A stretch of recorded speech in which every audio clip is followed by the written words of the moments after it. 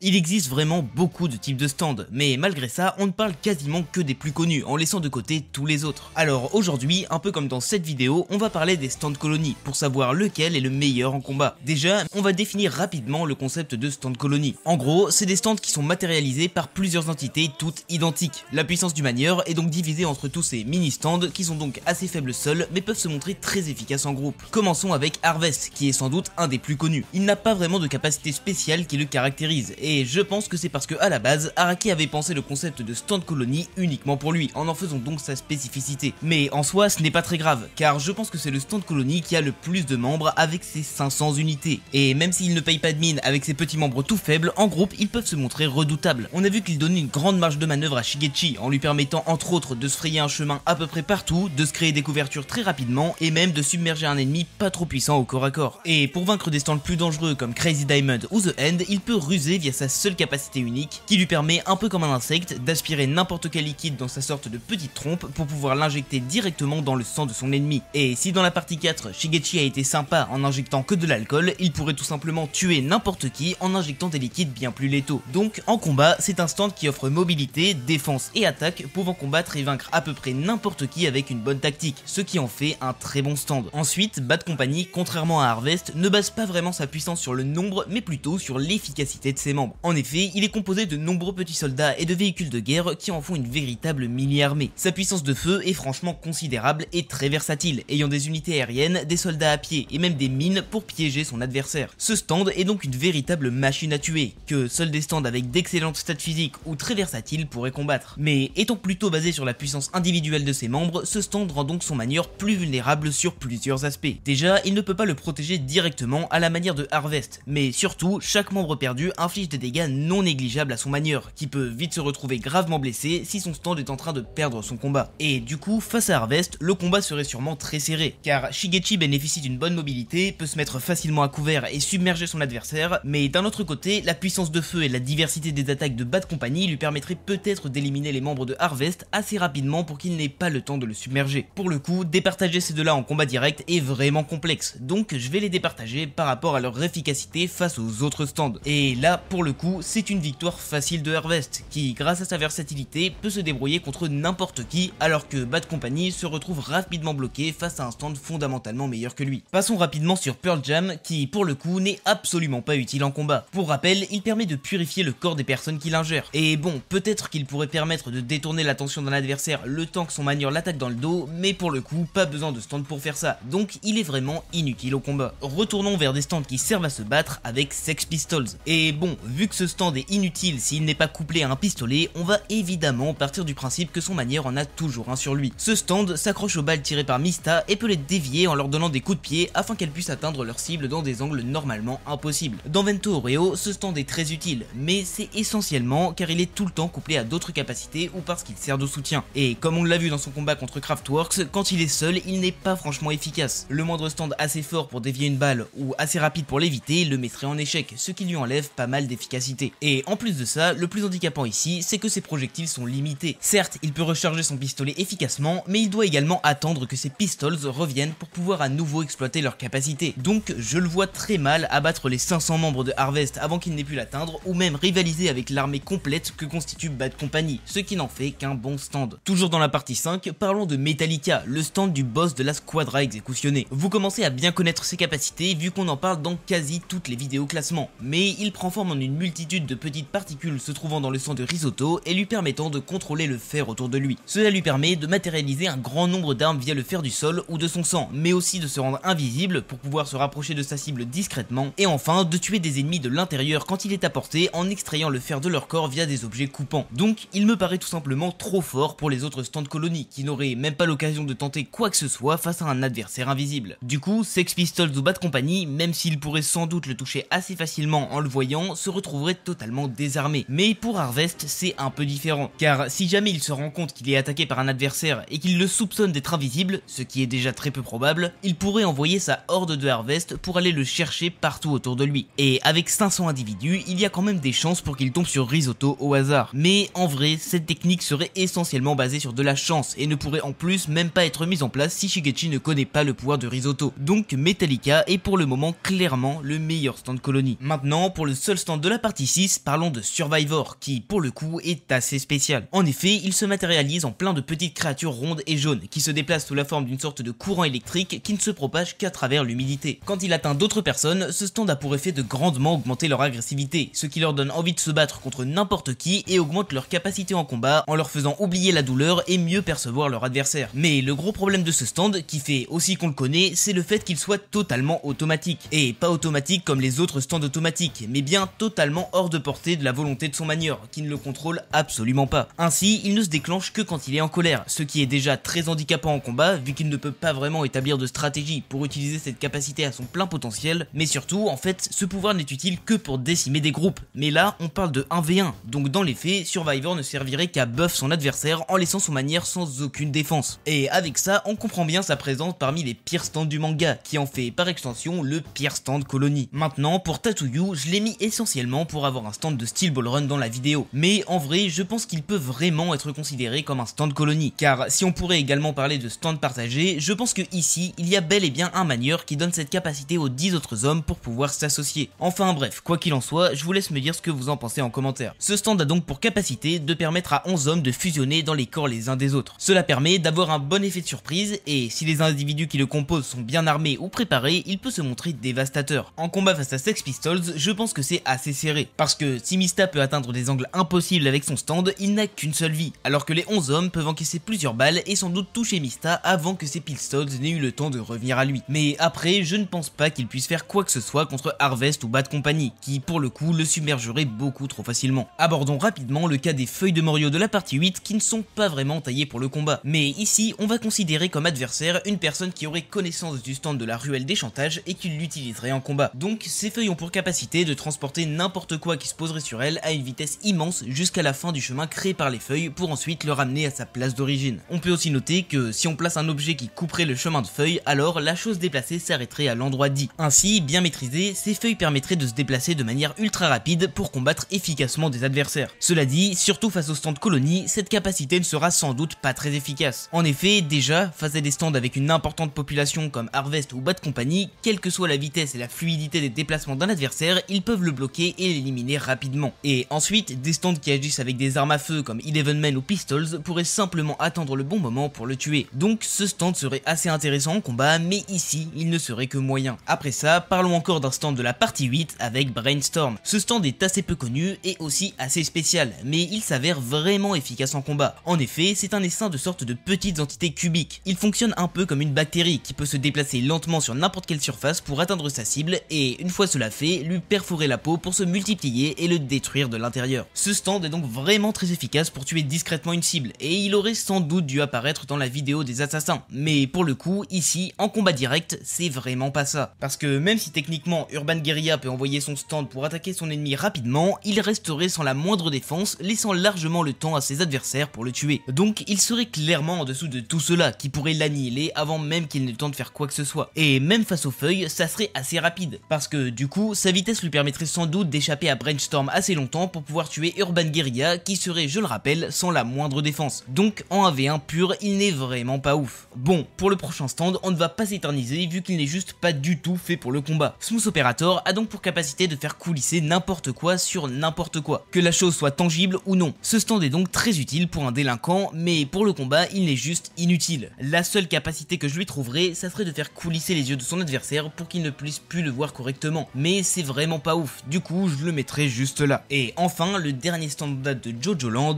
Backgroove. Et bon, encore une fois, il n'est pas fameux en combat, parce que déjà, c'est un stand automatique qui est le pire stand en combat, mais au moins, il possède une capacité intéressante. En gros, quand quelqu'un entre en contact avec l'objet qu'il garde, il s'introduit dans le corps de sa victime grâce à sa petite taille un peu à la manière de The Lovers, afin de lui engendrer des problèmes médicaux directement depuis l'intérieur, pouvant provoquer des œdèmes pulmonaires ou des saignements aux yeux. Mais le vrai problème pour lui, c'est qu'il n'exploite absolument pas son statut de stand Colony pour des combats en 1v1, qui ne lui est utile que pour attaquer plusieurs personnes à la fois. Donc en combat direct, il serait un peu dans le même cas que Brainstorm, avec une capacité intéressante mais qui n'est clairement pas exploitable ici. Mais vu que c'est un stand purement automatique, je le mettrai quand même juste derrière ce dernier. Voilà pour cette vidéo sur les stands Colony. Elle est un peu dans le style de la vidéo que j'avais faite sur les stands sans manieur, et j'aimerais bien savoir si vous aimez bien ce type de vidéo et sinon ce qu'il y aurait à y changer. Quoi qu'il en soit, si cette vidéo vous a plu, n'hésitez pas à la liker et à vous abonner, et moi je vous dis à plus tard pour une prochaine vidéo.